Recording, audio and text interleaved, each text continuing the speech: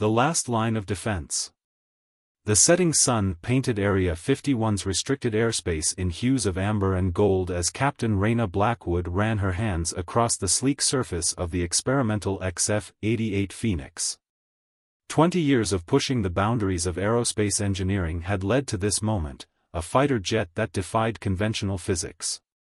The quantum-enhanced engines hummed with an almost musical resonance, responding to her touch like a living creature. "They said I was crazy," Raina murmured, her weathered face reflecting in the craft's polished surface. At 45, she had been forced into early retirement after proposing theories about atmospheric quantum manipulation that her superiors deemed too radical. But she hadn't stopped working. Here in the desert, away from prying eyes, she had continued refining her designs. The first warning came as a subtle vibration in the hangar's foundation. Raina's coffee mug trembled, creating concentric ripples that seemed to move against gravity.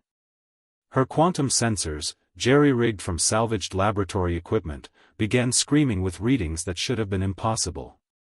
"This is NORAD command broadcasting on all emergency frequencies," a voice crackled through her radio. "Multiple objects detected decelerating from FTL speeds in high orbit. All military personnel report to battle stations. This is not a drill." Raina's fingers danced across the Phoenix's startup sequence. The quantum core spun to life, creating a localized field that bent reality around the aircraft.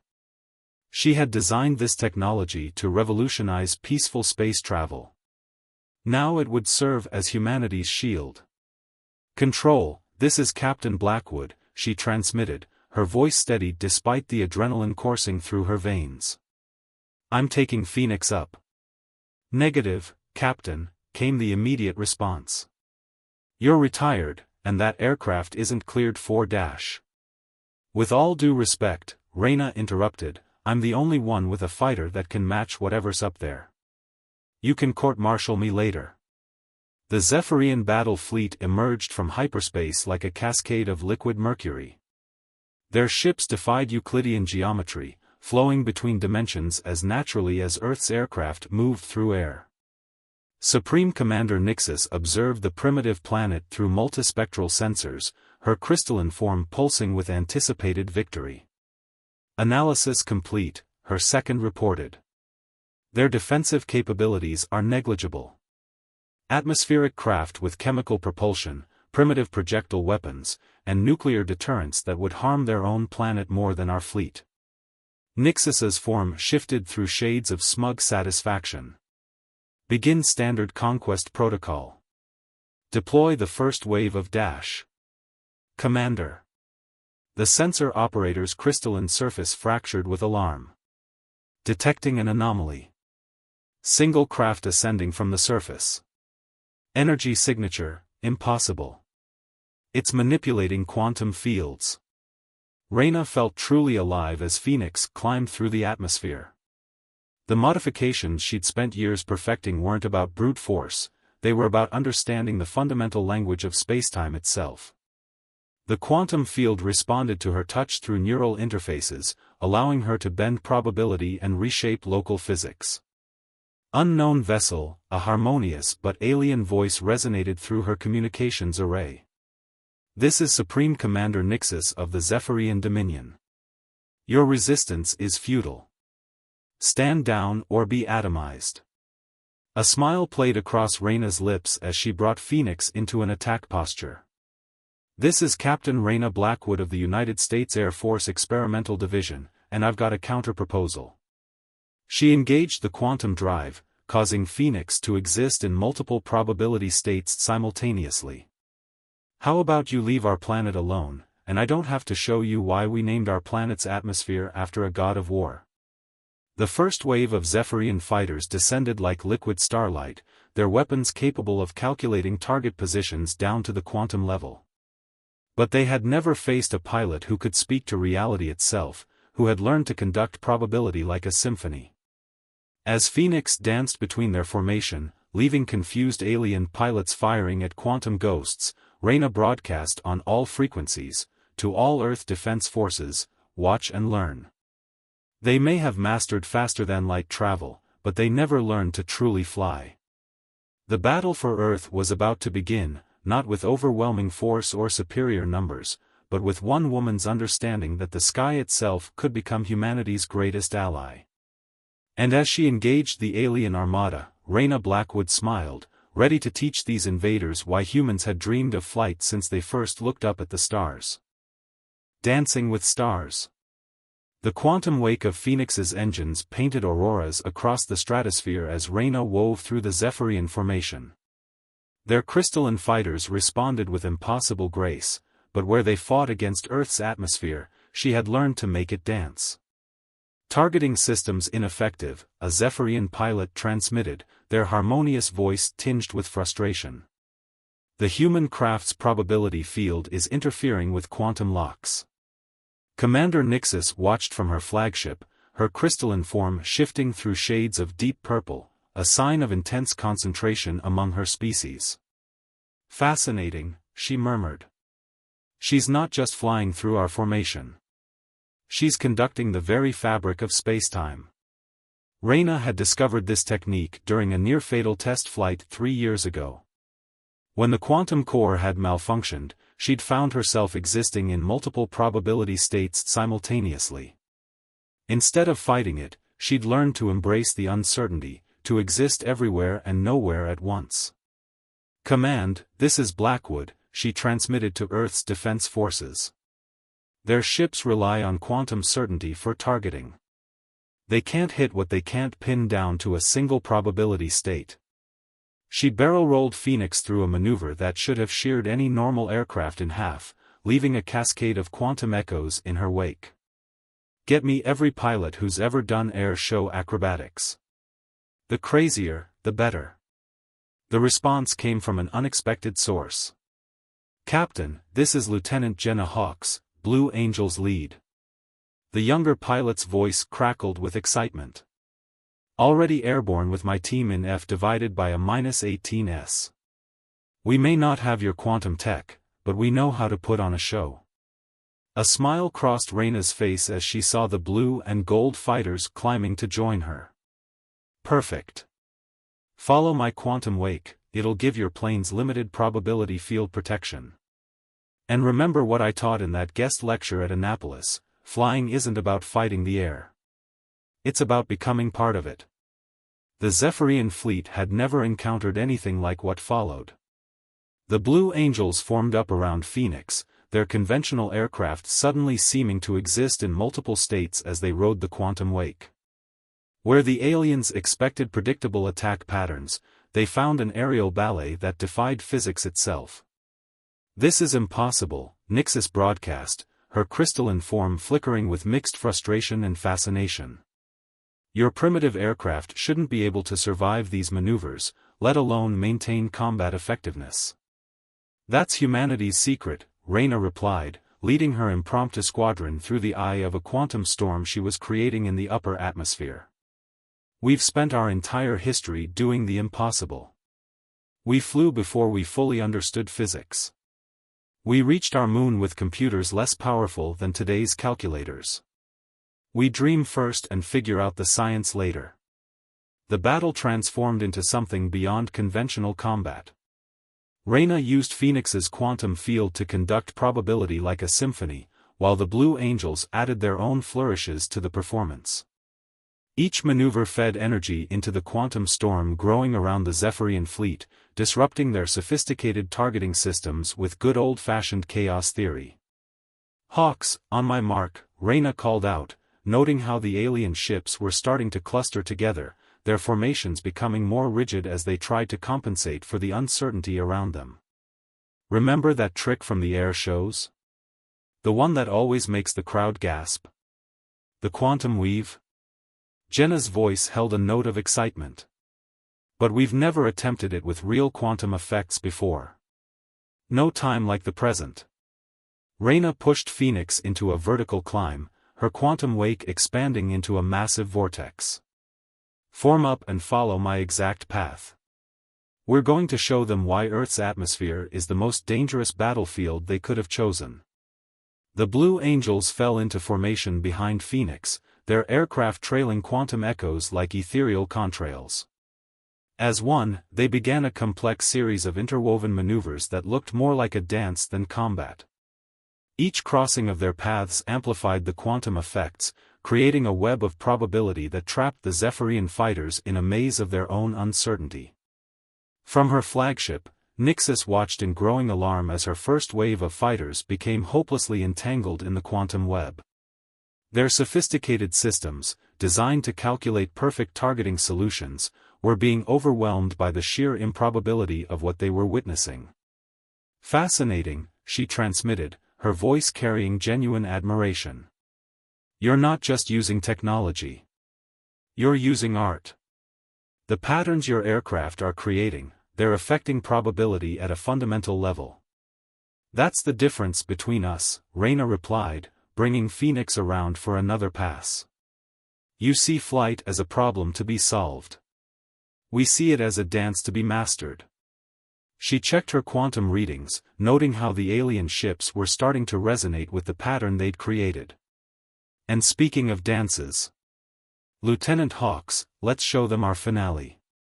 As the sun began to set over North America, casting the quantum storm in brilliant hues of purple and gold, humanity's first battle against an alien invasion was being won not through superior firepower or advanced technology, but through the artistry of flight itself.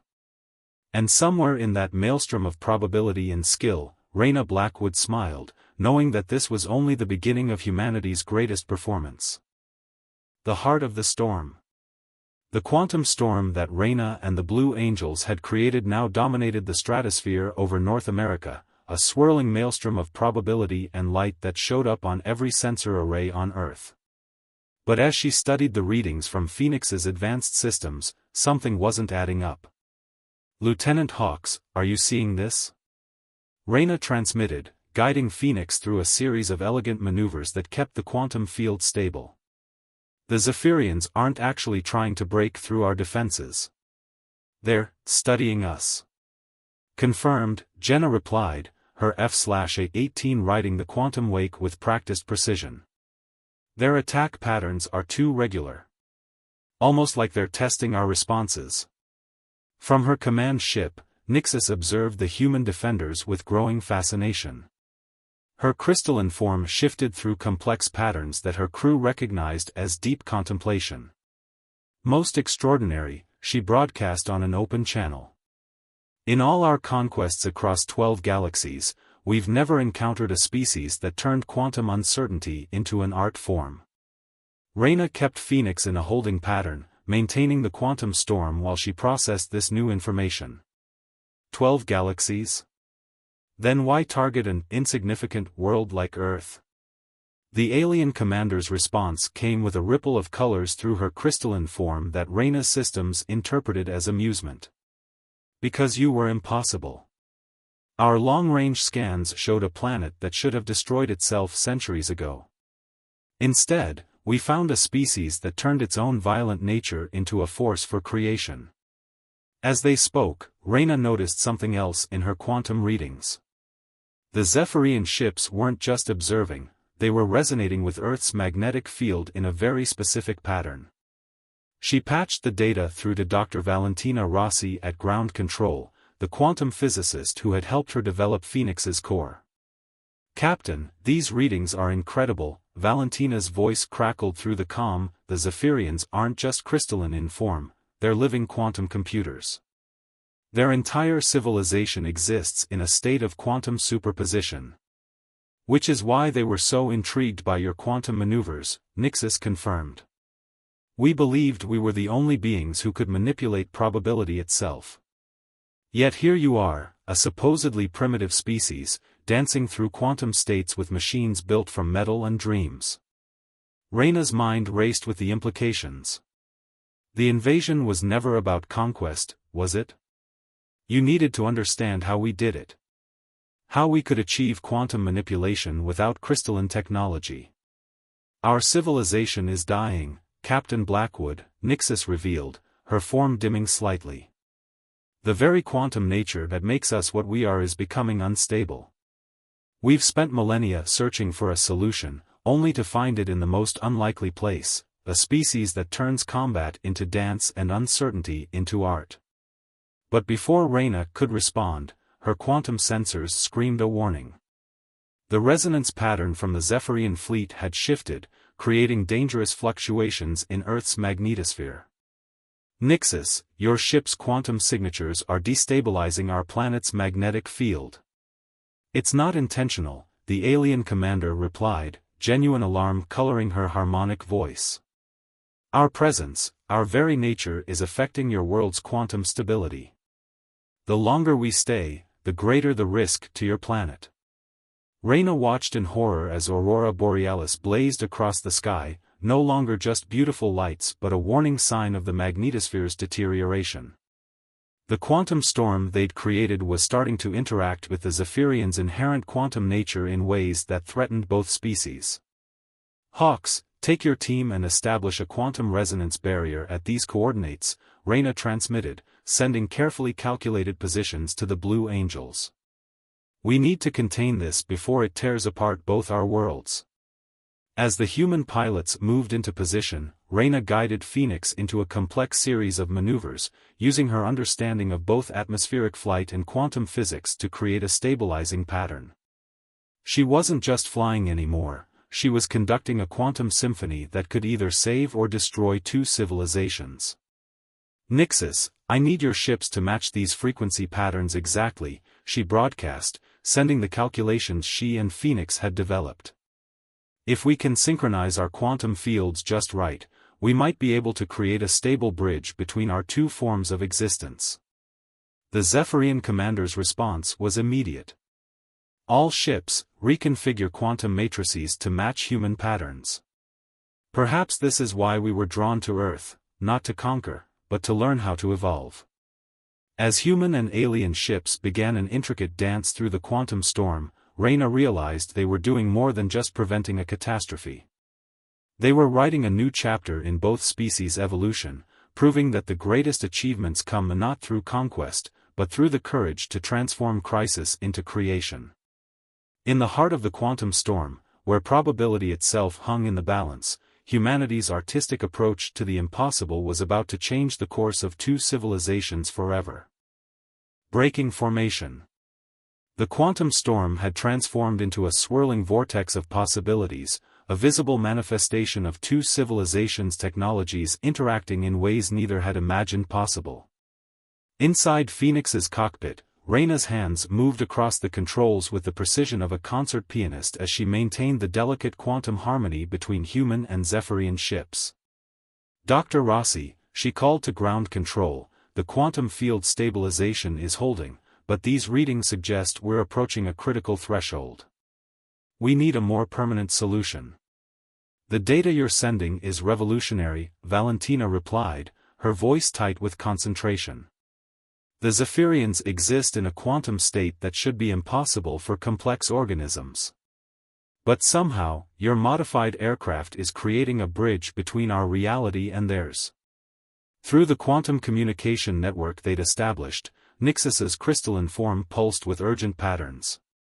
Our ship's quantum matrices are beginning to align with your planet's magnetic field, but the process is causing cascade failures in our core systems.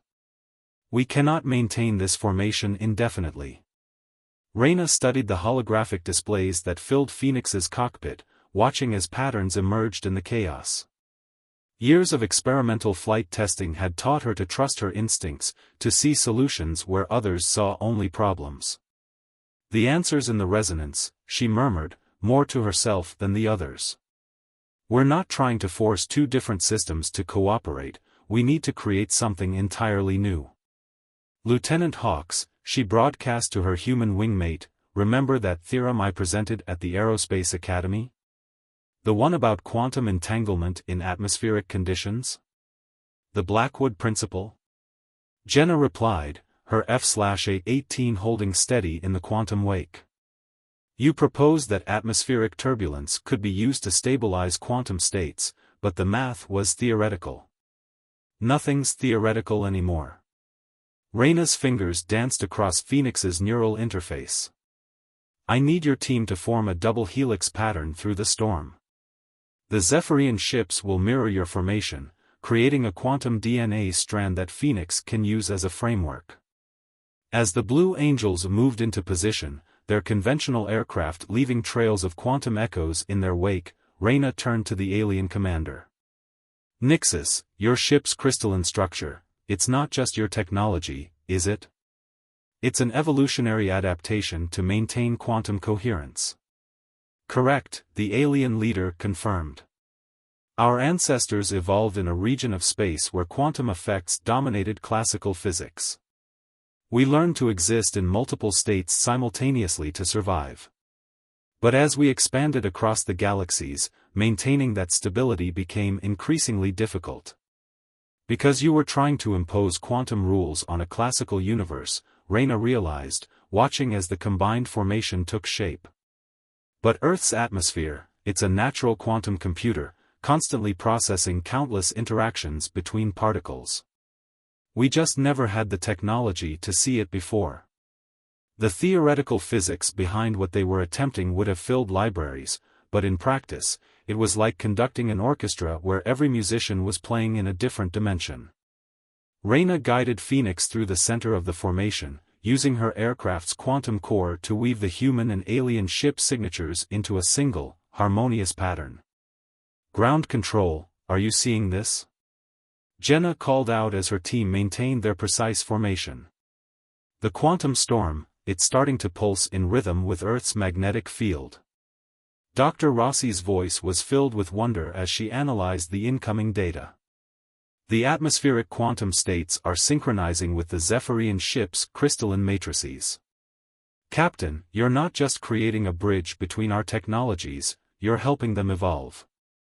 Inside her crystalline command ship, Nixus experienced something her species had not known for millennia: change.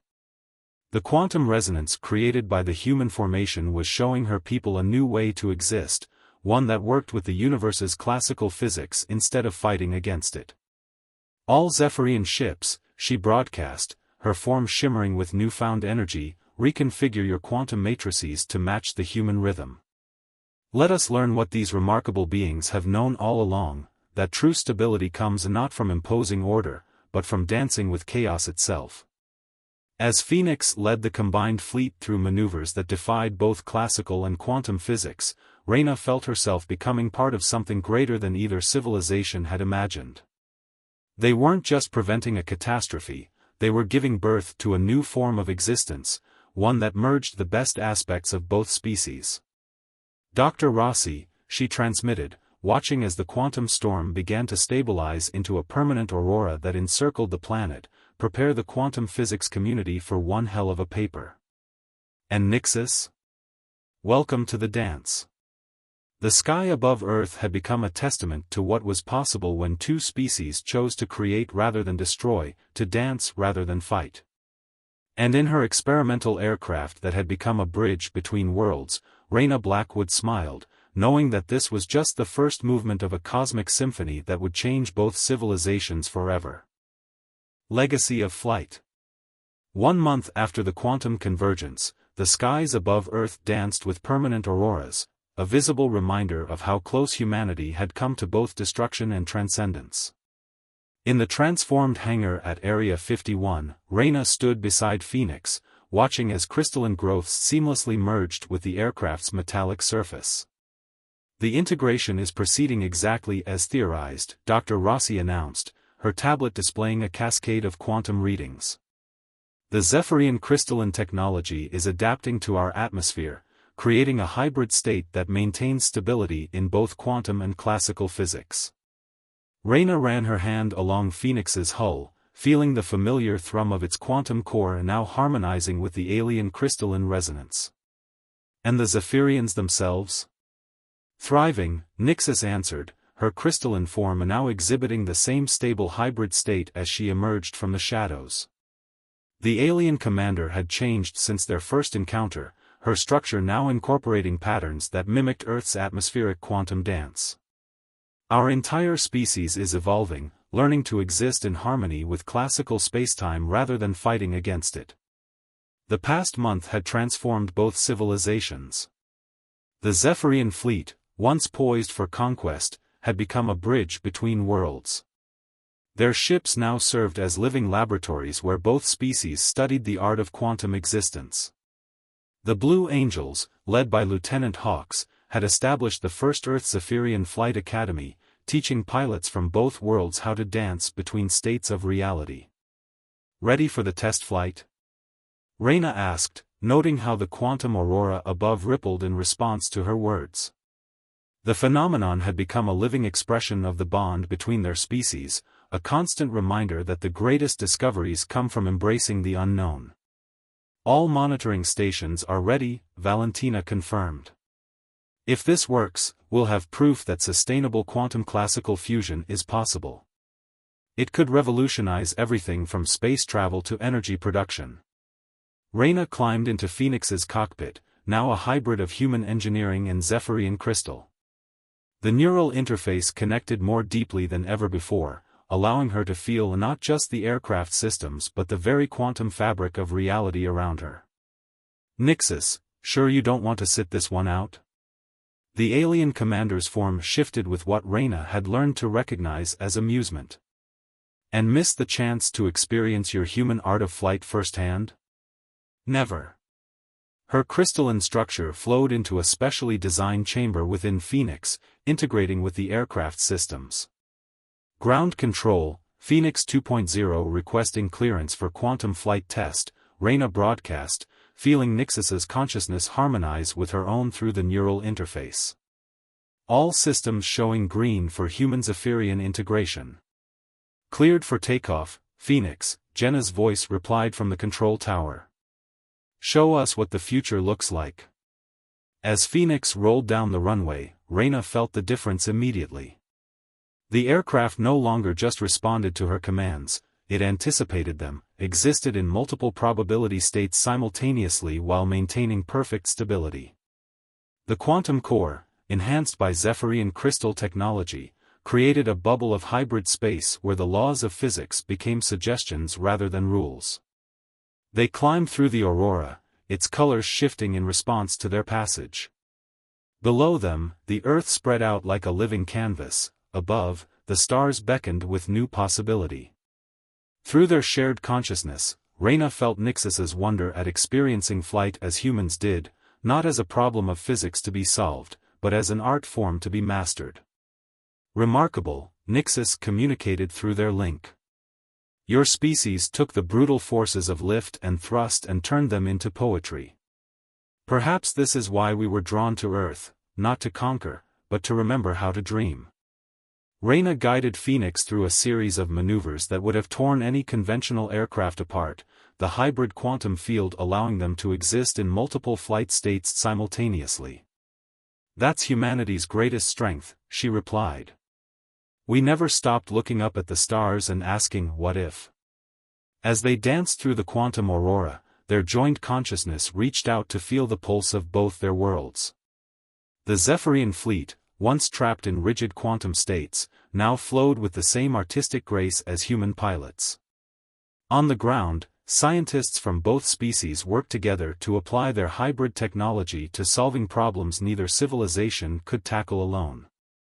"Phoenix, you're creating some beautiful patterns up there," Jenna transmitted from below. "The aurora is responding to your flight path. It's like you're painting with quantum light." Indeed, their flight had become more than a test, it was a celebration of what was possible when different species chose to share their dreams rather than impose their will. The quantum wake behind them left traces of possibility, showing future pilots the way toward a new understanding of flight itself. "Dr. Rossi," Reyna called as they began their descent, "tell the Quantum Physics Committee they'll need to update their textbooks again. The Blackwood-Nixus principle of quantum harmony is ready for peer review."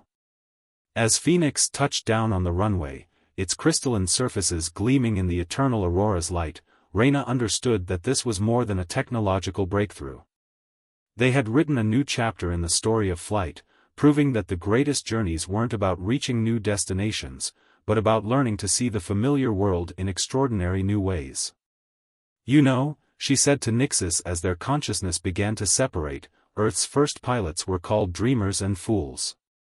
They jumped off cliffs with wooden wings, trusting that the air itself would teach them how to fly. Perhaps, the alien commander replied, her crystalline form pulsing with newfound understanding, that is why your species was the perfect one to help us evolve. You never forgot that before mastering the physics of flight, you first had to dare to dream of touching the sky.